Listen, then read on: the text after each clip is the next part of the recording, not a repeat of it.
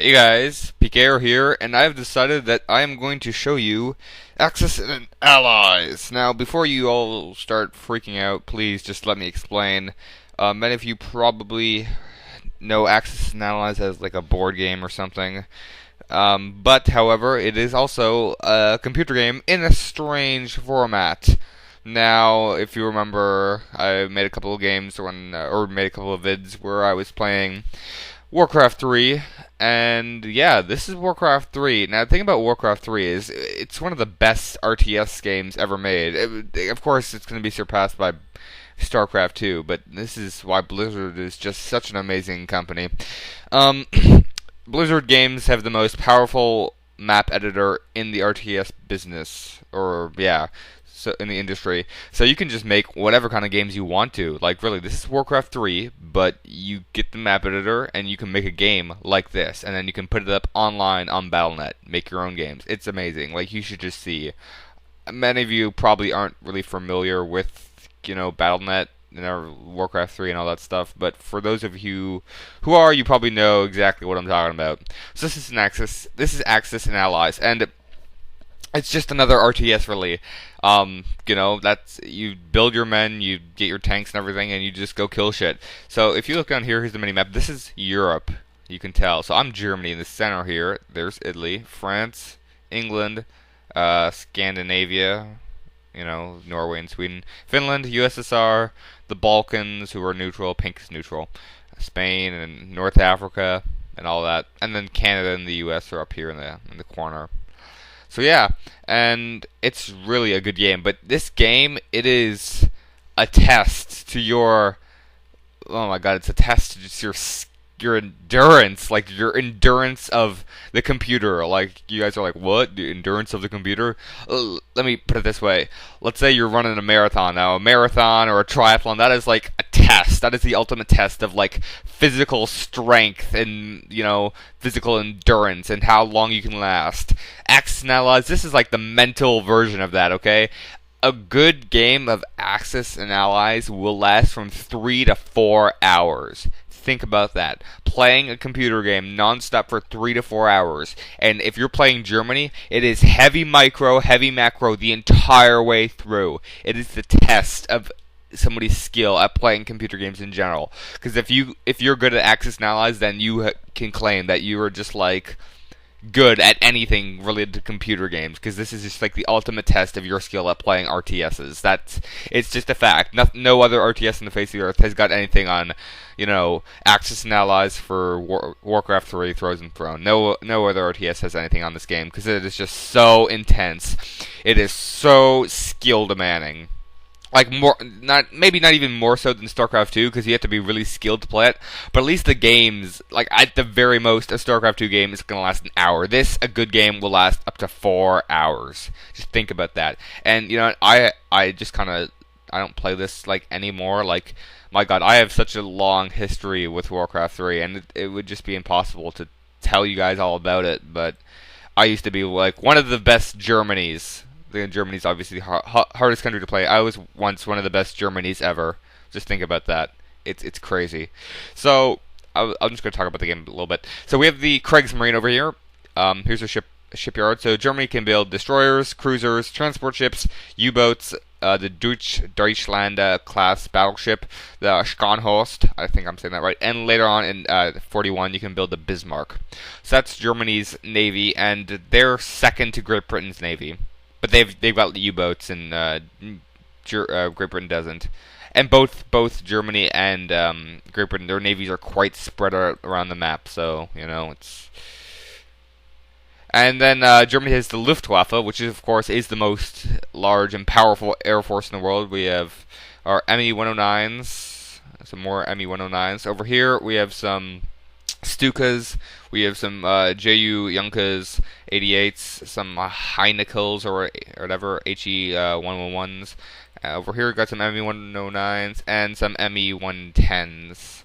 And then, of course, we have some FW Condor ship hunters and some transport planes. So that's the Luftwaffe. Then we have the Heer, the land army. So we start off with some Panzer Force, Aufsies. And just to clarify, this game, There have been many efforts to make it realistic, but at this point, it isn't realistic because that was just always one of our big goals, to make this game totally realistic. But it isn't, sadly, because this game is so difficult to, like, the amount of time and skill that is required to make this map is ridiculous. So basically, you start off with 12 Panzer IV Aufsees and 6 Panzer 38Ts and some Hanemegs, some infantry, and a general. You have Klug down here, I'm just trying to remember if Klug was the right guy, and then you have Runstead. I'm pretty sure Runstead is the right guy to have up here for Army Group North and Army Group South. And then over here you have Guderian. We have Joel, who should not be in this game because he's like the chief of operations. He wasn't an actual commander. Then we have Rommel, and then we have Manstein, and then we have Hitler over here at Berchtesgaden. So yeah, it's pretty cool. And you build infantry from cities, and you can also build engineers, so you can like build bunkers and stuff. And you can create a construction site and build factories, airfield, atomic research facility, research facility, ammo plant, and aircraft factory. And then over here you have ammunition plants you can resupply. Just like basically creates a here. Let me see if I can. I don't know, whatever. Or you can resupply. That just basically resupplies like ammo and stuff, and then you can reload individual target units and repair. And over here you can build all your vehicles. So Panzer 38T, 88mm gun. Marder 3 doesn't come out yet.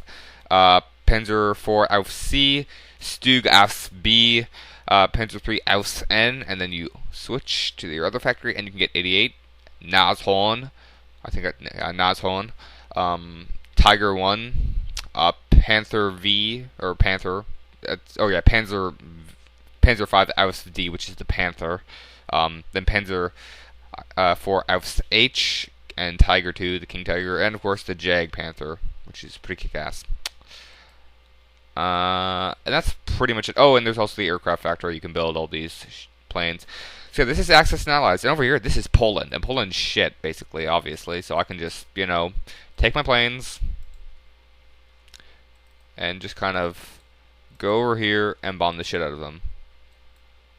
Because that's history, right? Poland getting bombed, yeah. So Poland gets bombed, and then I can just send in here and crush them. So yeah, it's an interesting game, and it's the geography's pretty good. It could be much better, the geography.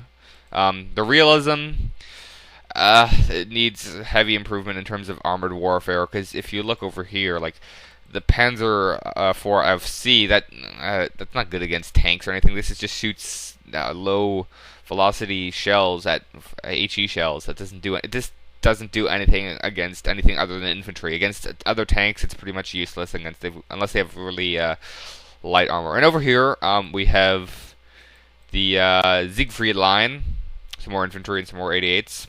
And then the Maginot line opposite. Over here we have the Ardennes, which are, not that impossible, as history has shown. Over here we have Italy, which is, geographically speaking, it is actually quite difficult to negotiate due to the mountains. They have a navy too, obviously, which is decent, but the French navy's better. Yes, then we have Paris over here, of course, Berlin's here, and, and then we have the Russians, Stalingrad, Moscow, and Leningrad. And then Finland over here with the Mannerheim line, which extends up to here.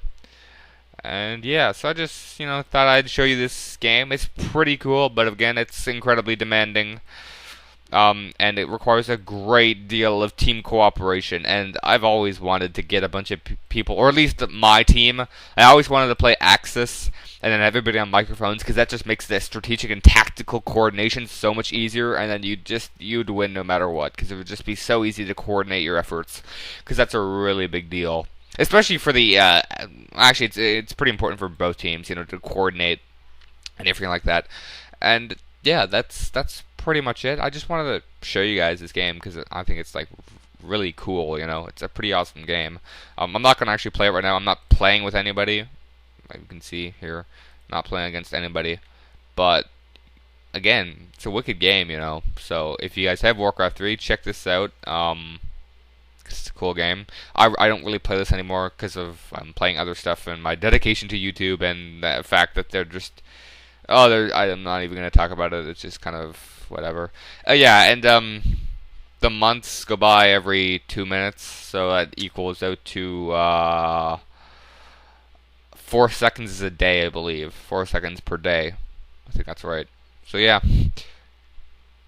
So I think that's pretty much it. Thanks for watching, guys. Just wanted to show you guys Axis and Allies. So I hope you think this game is cool, because I certainly do.